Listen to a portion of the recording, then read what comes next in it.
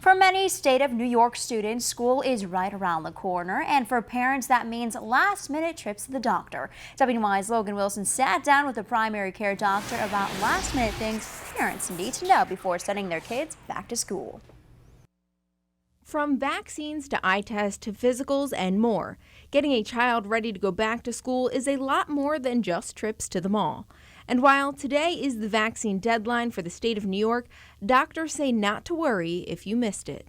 As long as the state is aware that you are attempting to get the vaccination schedule done, the kid will be able to go to school and continue to attend school, and you can make an appointment with your primary care physician, your family practice doctor, or your pediatrician and get those vaccinations up to date.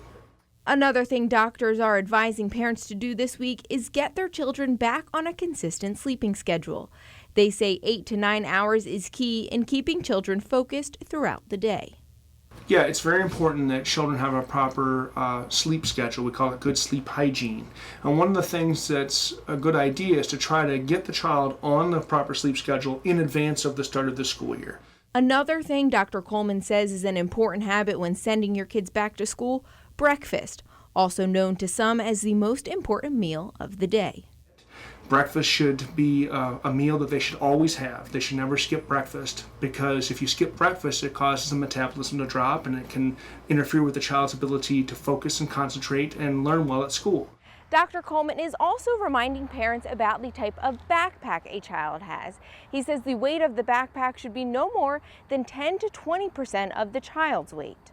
So if you have a child who's in first or second grade, it can be pretty easy to load up a backpack with more than 20% of their body weight with books and other supplies. So it's important to remember the backpack should not be too heavy.